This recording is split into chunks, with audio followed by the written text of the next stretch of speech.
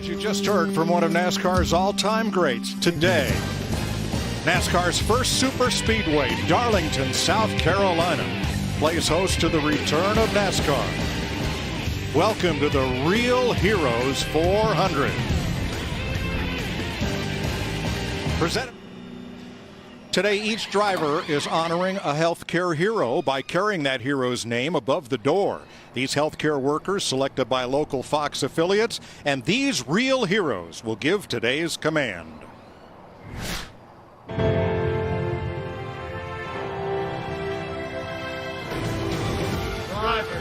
Drivers, start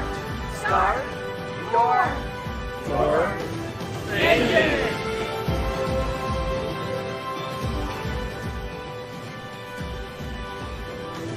We are thankful for all healthcare workers across America, including South Carolina and the Darlington area. To learn more about these real heroes, visit foxsports.com/NASCAR is back.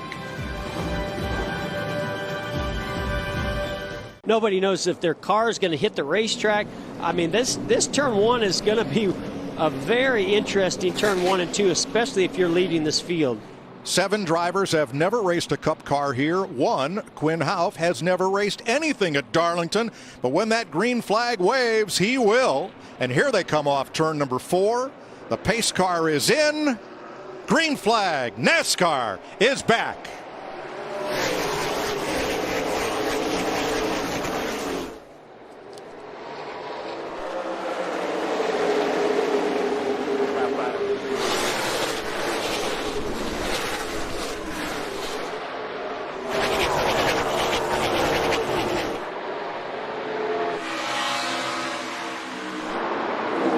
Trouble back straight away.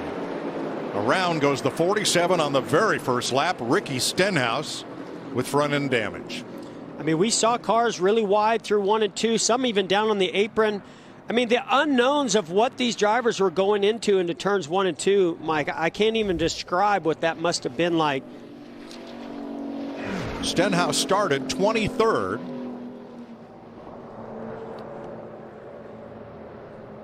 You can see here already 3 wide. Kyle Busch on the outside, all the way down on the apron. The 00 gets some contact from John Hunter Nemechek.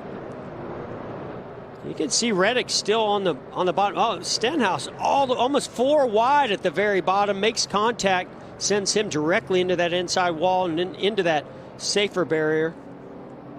And in that initial skirmish, one of those cars involved was Quinn Houff, who has never turned a lap here, and yet started this race from 27th. So damage front and rear to Stenhouse. That looks, yeah, heavy I don't know, damage. Jeff, pretty terminal. Alex Bowman's 3.5-second lead has disappeared. Jimmy Johnson is there and going for the lead. He's going to use that lapped car ahead as a pick. Yeah, you saw Alex Bowman have a little bit of a wiggle coming off of turn 2. Jimmy Johnson was able to carry some speed off of there, a little bit more to make that inside pass happen. Here comes Alex Bowman, not wanting to give up that lead. And I'm noticing, Mike, lap traffic's playing a big role in what's happening up front. Every time Alex Bowman caught some lap traffic, really allowed Jimmy Johnson to close up. Also, I noticed a different line off of turn 2. You see Alex Bowman up high. Jimmy Johnson up too much, and he's also, Jimmy Johnson going around. Into the wall hard. Unbelievable, our leader.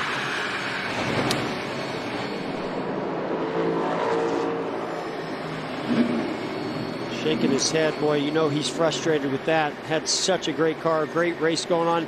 Came up on some lap traffic there. I know his car had been really loose. You could see the back end hanging out on the exit, but I don't know what happened, what may have caused that car to come around. Johnson was a couple of 100 feet for only his 3rd stage win since NASCAR adopted this form of racing.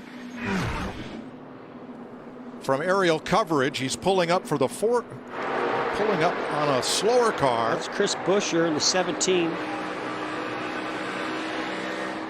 So you see Jimmy turns down low, runs all 4 on that apron like he's been doing.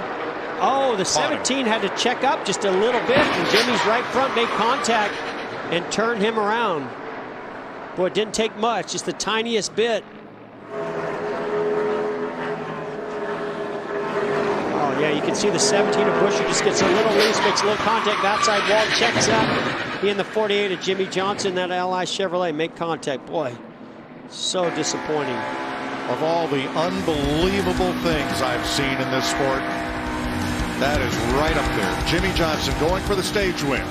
Crashes.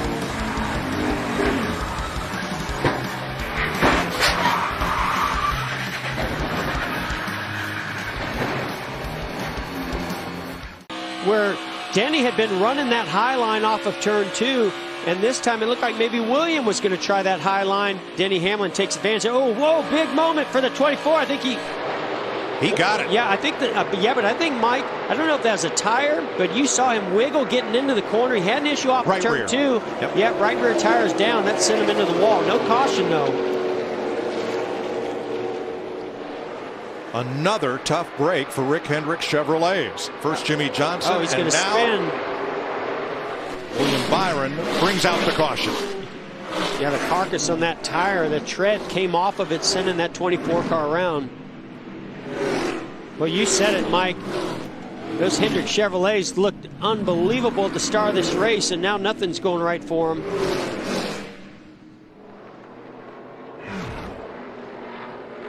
So this is going into turn 3 after Denny Hamlin just made the move. You saw right away an issue for William Byron in that 24 car. The car wiggled, stepped out. He just tried to correct it and made contact with the outside wall. I really believe this started back off of turn 2, because when Denny was able to get to the inside of him, that had not been the lane that he had been running, and he had to really check up there when Denny went by. I think something was going on even earlier. Eric Jones had to jump on the brakes. Evasive action there.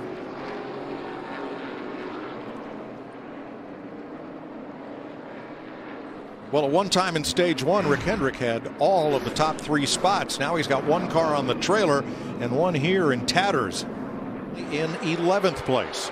Oh, we got some debris on the nose here of the 11, Denny Hamlin. Well, that looks like it was a repair that fell off of some other car.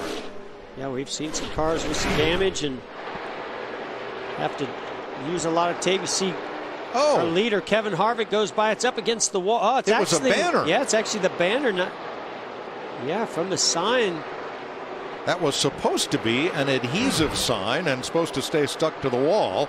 But you see when cars get the Darlington stripe here. I was going to say, Mike, you can't have adhesive billboards at Darlington. You know they're going to tear that off with the right side. Look at the dash. You can see the lights flashing.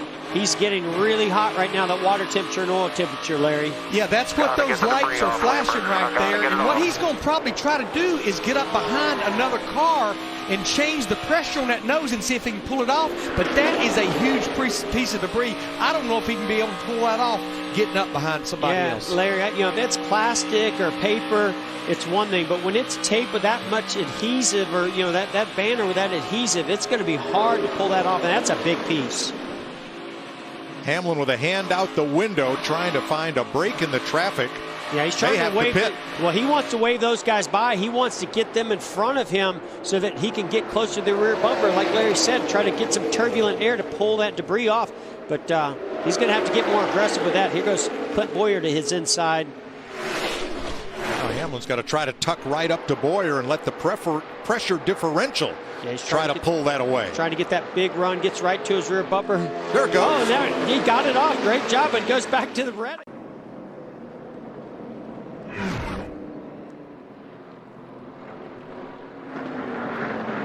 Now this is somewhat similar. I know we heard Regan say that there's a loose tire on the 24 car, but this is something kind of similar. Comes off the turn 2.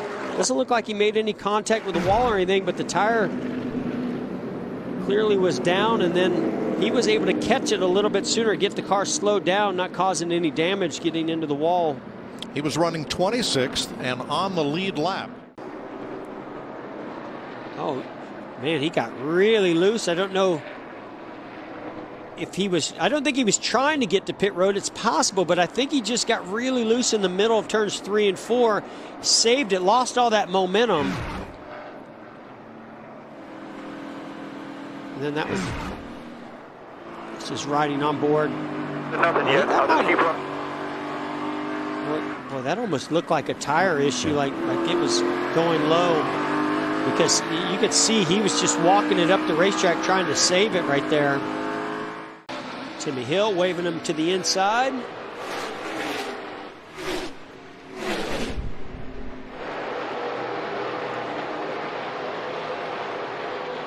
Back straightaway, final time.